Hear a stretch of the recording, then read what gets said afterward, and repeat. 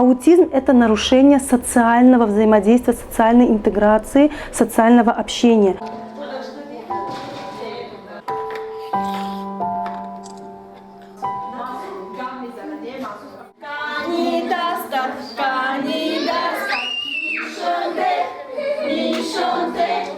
Ваша задача найти контакт с ребенком.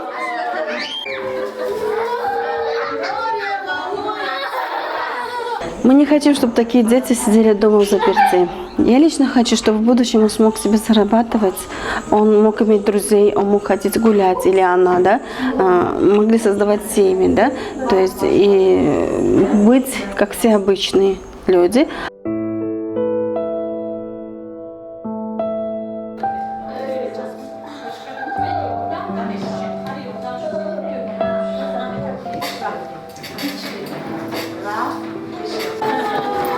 Заметили, они начали ждать.